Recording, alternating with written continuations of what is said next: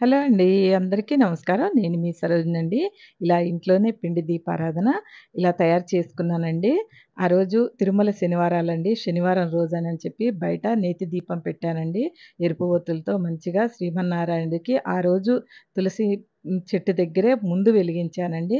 వెలిగించి కొబ్బరికాయ అక్కడే కొట్టుకున్నానండి. ఎందుకంటే నేను తిరుమల శనివారాల్లో ఫస్ట్ తులసి చెట్టుకే వెలిగిస్తానండి. స్వామివారు అక్కడ ఉంటారు కాబట్టి. ప్రతిసారి ఉంటారండి. కానీ నేను మాత్రం తిరుమల శనివారాల్లో మాత్రం ఇక్కడే ఫస్ట్ దీపం పెడతానండి. కొబ్బరికాయ కొట్టి చక్కగా నేను కొబ్బరికాయ కొడతానండి. ప్రతి వారం కూడాను కొబ్బరికాయ కొట్టుకుంటాను తులసమ్మకి. తిరుమల శనివారాల్లో మాత్రం ఇలా పిండి దీపారాధన చేసుకొని మంచిగా నైవేద్యంగా సీతాఫలం, అటుకులు, బెల్లం పెట్టి పచ్చకర్పూరంతో హారతిచ్చుకుంటానండి మంచిగా. ఈ వీడియో నచ్చినట్టయితే లైక్ చేయండి, షేర్ చేయండి, కామెంట్ చేయండి. అందరూ కూడా తులసమ్మ దగ్గర చక్కటి దీపాలు పెట్టుకోవాలండి.